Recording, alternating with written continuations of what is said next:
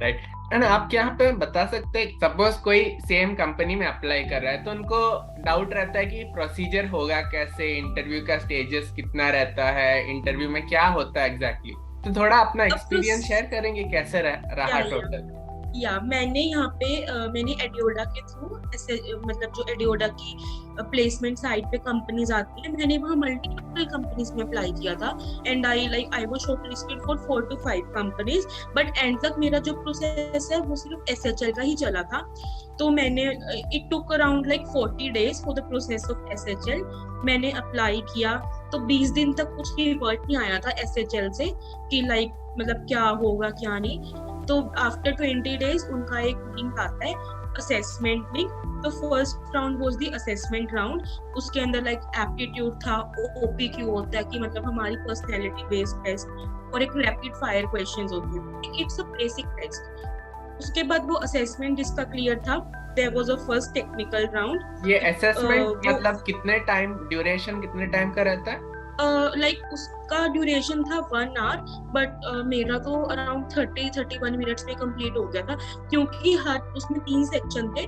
तो हर सेक्शन की अलग अलग एक टाइमिंग्स होती है, मतलब और तो मैक्सिमम टाइम वाज 1 hour। और मतलब एक सेक्शन करने के बाद नेक्स्ट सेक्शन में मतलब सेक्शन चेंज कर सकते हैं कि एक बार करने के बाद वापस नहीं आ सकते? नहीं, इस वो अलग अलग कंपनीज का अलग अलग होता है, बट इस वाली में हम सेक्शन को चेंज नहीं कर सकते थे। इट वाज फिक्स दैट पहले ये आएगा, उसके बाद ये आएगा, और उसके बाद ये आएगा। ओके, तो एक बार मतलब हमने आंसर दे दिया तो वापस चेंज नहीं कर सकते? नहीं नहीं नहीं, ठीक। वापिस चेंज नहीं कर सकते। But alright. अभी जैसे मैं कंपनी में एंटर हुई तो उन लोगों ने हमसे फीडबैक लिया, क्योंकि एक्चुअली हमारा टेस्टिंग का ही काम है। और जो एसएचएल है वो बेसिकली मतलब प्लेटफॉर्म प्रोवाइड करती है, जहाँ पे हम बड़े बड़े कॉलेजेस में, बड़ी बड़ी कंपनीज में अपना प्लेटफॉर्म प्रोवाइड करवाते हैं फॉर दी एएम कैट। सुना होगा सबने, जो बेसिकली इंजीनियरिंग बैकग्राउंड से होंगे लोग। वो होता है कि एप्टीट्यूड टेस्ट लेती हैं कंपनीज, तो वो सब एसएचएल के प्लेटफॉर्म के थ्रू लेती हैं। एएम कैट हो गया, कोडिंग का जो भी होगा। तो अभी उन लोगों ने हमसे फीडबैक किया था कि मतलब असेसमेंट कैसा रहा। तो लाइक हमने उन्हें ये चीज बोली थी कि there should be a thing कि तीनों सेक्शंस में मतलब हमें स्विच करने का एक ऑप्शन रखना चाहिए, ताकि मतलब बच्चा जो है किसी भी सेक्शन में स्विच कर सके अपनी कंपैटिबिलिटी के अकॉर्डिंग। और इसमें क्या था ना कि इसमें जैसे एक सेक्शन खुल गया, suppose there are 10 questions in that section, तो स्किप करने का ऑप्शन नहीं था। मतलब अगर फर्स्ट खुला तो अगर हमें फर्स्ट नहीं आता तो हम सेकंड पे नहीं जा सकते। या तो तुम रॉन्ग क्वेश्चन आंसर को मार्क करो, या फिर मतलब हम लीव करके नेक्स्ट पे स्किप नहीं कर सकते। तो हमने उन्हें ये भी बोला। तो लाइक नाउ मे बी हम इस चीज पे काम करें, अभी मैं भी एसएचएल का एक पार्ट हूँ। बट वो मतलब अलग अलग कंपनीज अलग अलग सिनेरियो रहता है, बट बेसिकली यही रहता है कि असेसमेंट में 2 या 3 सेक्शंस रहते हैं। तो उसके बाद असेसमेंट के बाद मेरा फर्स्ट टेक्निकल राउंड था, जो हमेशा या तो टीम लीडर लेगा आपका या मैनेजर लेगा, टीम मैनेजर। तो यहाँ पे मेरा टीम लीड ने फर्स्ट टेक्निकल राउंड लिया था। तो उन्होंने मेरे रिज्यूमे बेस्ड क्वेश्चंस पूछे थे। उसमें से मतलब like I am an MSc physics.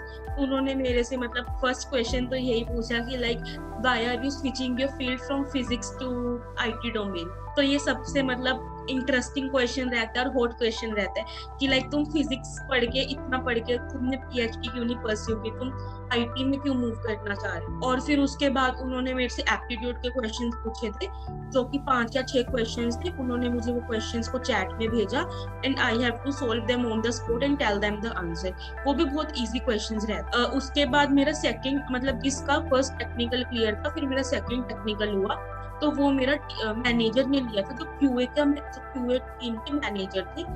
तो सिमिलरली उसमें उन्होंने रिडल्स पूछे थे मेरे से, 4 या 5 रिडल्स थे, और बाकी रिज्यूमे बेस्ड क्वेश्चंस और कुछ सिनेरियो बेस्ड क्वेश्चन होते हैं कि आपके पास ये प्रोफाइल है, तो मतलब एक सिनेरियो है तो आप उसकी टेस्टिंग कैसे करोगे, कैसे अलग अलग टेस्ट केस बनाओगे, वो बहुत बेसिक रहता है। उसके बाद फिर final round was the HR round. HR round is very simple round. उसके अंदर बेसिकली सैलरी का डिस्कशन होता है, whether you are ready to relocate or not। Basically वो आपको यही पूछना चाहते हैं कि आप मतलब जो भी जॉब लोकेशन है वहाँ पे रिलोकेट हो जाओगे, जो हम सैलरी ऑफर कर रहे हैं आप उसके साथ कंफर्टेबल हो। HR round is not of that like importance. Main होता है टेक्निकल राउंड एंड इंटरव्यूज। तो एचआर राउंड के बाद मतलब मुझे फाइनली 4 या 5 दिन के बाद ऑफर लेटर आ गया। तो this was my full journey. Okay, तो बेसिकली आइडिया था कि मतलब जो कैंडिडेट्स अभी सेम कंपनी में अप्लाई करेंगे इन फ्यूचर, सबको मतलब डर रहता है इंटरव्यू देने से होगा क्या, स्टेजेस कितना रहेगा। तो क्योंकि आपने ऑलरेडी दे दिया है एंड प्लेसमेंट भी हो गया है, तो हमको जानना था कि एक्चुअल जो जिसने दिया है उनसे कि एक्चुअल स्टेजेस होता कैसे। Yes yes yes sure. ठीक है। तो मैंने फिर दिल्ली यूनिवर्सिटी का ही एंट्रेंस दिया एमएससी के लिए। उसमें मेरा ऑल इंडिया रैंक 5 आया और मुझे मतलब नॉर्थ कैंपस में मेरा एमएससी फिजिक्स में एडमिशन हो गया।